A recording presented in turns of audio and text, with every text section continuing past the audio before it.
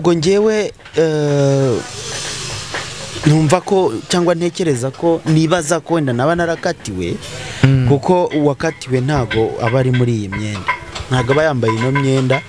Hari imyenda y'umutukutuku ko ngo icyitwa 30 jours ngo bari muri umuntu wa burundu ngo ni igihe ushaka gukatirwa ngo ukazamaramo igihe kinini utararekurwa utanaburanishwa. Ibintu byose ni Imana ibikora kandi ibintu byose ni amahirwe y'umuntu. Uvuga ngo ku mahirwe yanjye mfite nkeka ko ibyo ngibyo wenda ukureba urabona ko nta kibazo gikomeye ufite. Se Sadou, ni inshuro ya mbere waba ufunzwe cyangwa barigeze gufungwa? Nta gukomera, ni ukwiyakira nyine byabaye byose ukabyakira. Ese ujye umenya amakuru y'umugore n'umwana wasize inyuma ubuzima baduka. Ufite inshuti zitari nkeya, afite n'abantu bagukunda cyane, baba kwifuriza amahoro, bakwifuriza kuva mu butinganya, kwifuriza ibintu byinshi, babifuza no kugufasha. Ese nk'ubu aho uri hano muri gereza ushaka kugufasha mu buhe buryo ubufasha bukugezaho? Biragoye urwa neza, noneho ibyo bangoroye nkagenda nkabikora muri society, ibintu bikagenda no mu rugo, ibintu bikagenda neza n'abantu bakabona ko.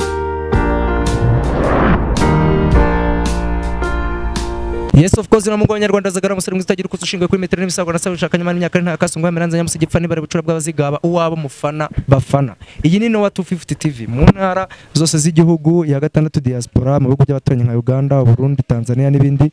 Turabashima ko mudahwema kudukurikira, mudahwema kuduha ibitekerezo kandi byiza bikatugirira umumaro. Uyu munsi nigereye kuri gereza. Nababwiye ibintu kenshi nawe ati namashira kinyoma ku rupfu rwa Sadunda mu ntera amabuye, ibyo mvuga si byo ngo ibyo ngira gute. Ariko uyu munsi navuze ngo reka ngende musure kuri gereza, noneho nteze ikinyoma mbereke ibyo navuga byose ko ari ukuri. Sadunda, umeze ute? Meze neza rwose, nta kibazo. Urashima Imana? Ndashima Imana rwose. Ese Sadou, aho wari uri wigeze umenya inkuru yo kukubika? Aho narindi ni hehe? Aho uri ubu ngubu, aho ufungiye, aho uri mu gororo? Urabimenya kuko ibintu byose muba mukora tuba tubibona, tubireba, nta kintu na kimwe gikorerwa hanze twebwe tutabona. Byose rero tuba tubibona. Urumva kandi nagiye mbigarukaho kenshi cyane mbivugaho uko byagiye bigenda, nibaza naho wenda izo nkuru bagiye bazikura, gusa wenda hari ahantu hamwe na hamwe izo nkuru zagiye ziva kuko bajya bavuga ngo nta kaburi imvano kandi umusinzi asinda icyo asanganywe. Uko biri kose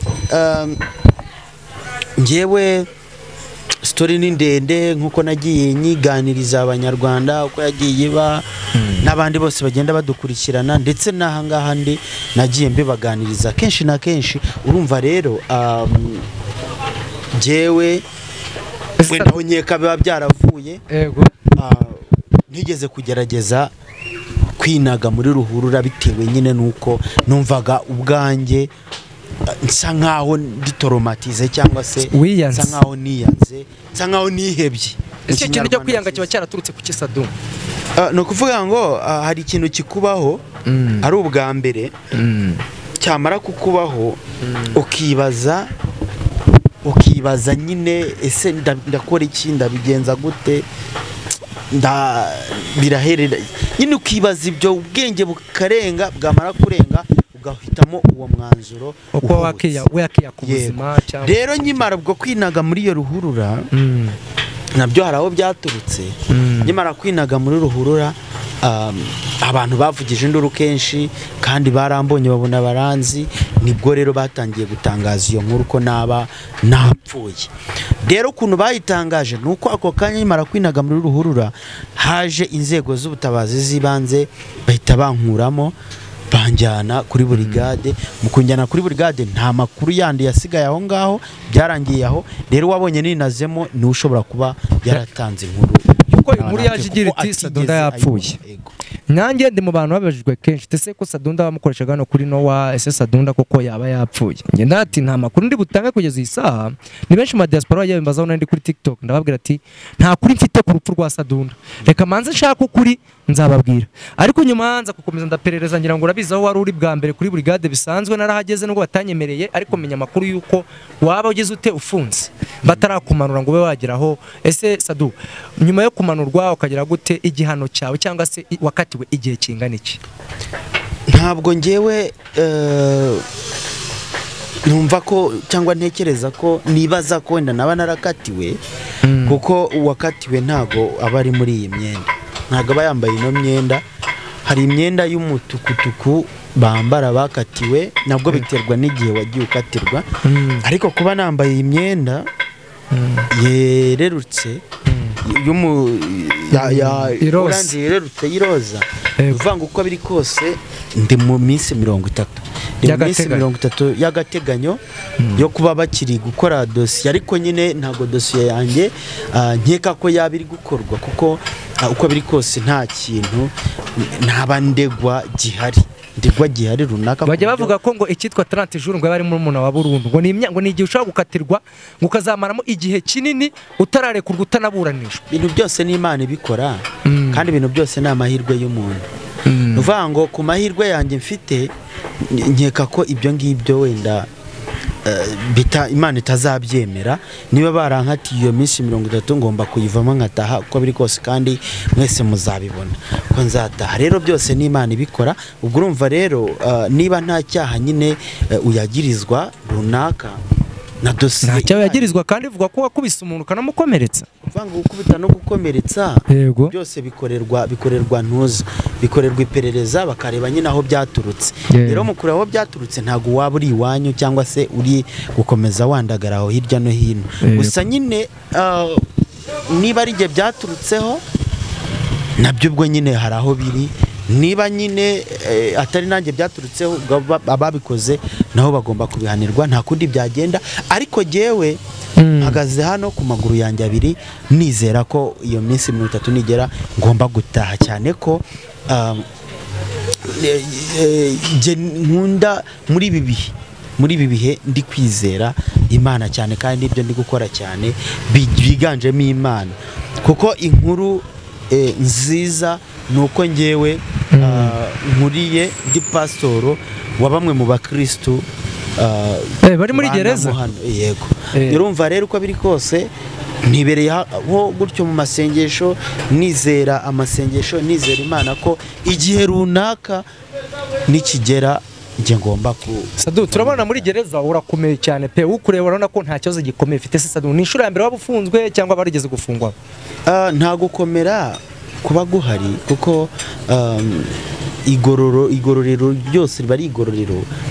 Kandi burya niba bahisemo kukugorora uba uremera nyine ukagororwa ukiyakira. Ni ukuvuga ngo ngewe rero mu magambo make, uyu mwuka uri kumva, uyiruka uri kubona, ni ukwiyakira nyine byabaye byose ukabyakira. Ese ujya umenya amakuru y'umugore n'umwana wasize inyuma, ubuzima babayemo n'uburyo bimeze? Nta kuyamenya kundi, kereka mwebwe mu nsura mukaza mukayambwira uko babaye, kuko hano ntiwemerewe gutunga telefone, ntiwemerewe gukurikirana ibyo hanze kundi, ntago bikunda, kereka abaje bakaguha ayo makuru. Urumva rero kereka mwebwe ari mwe muje mukamiriza ayo makuru nk'ibisanzwe, ntacyo nibwo menya nyine uko abo nasize uko bameze. Ese Sadu, ufite inshuti zitari nkeya, afite n'abantu bagukunda cyane, bakwifuriza amahoro, bakwifuriza kuva mu butinganya, bakwifuriza ibintu byinshi, babifuza no kugufasha. Ese nk'ubu aho uri hano muri gereza, ushaka kugufasha mu buhe buryo ubufasha bukugezaho? Biragoye, ntago navuga ngo ushaka kumfasha yamfasha mu buhe buryo.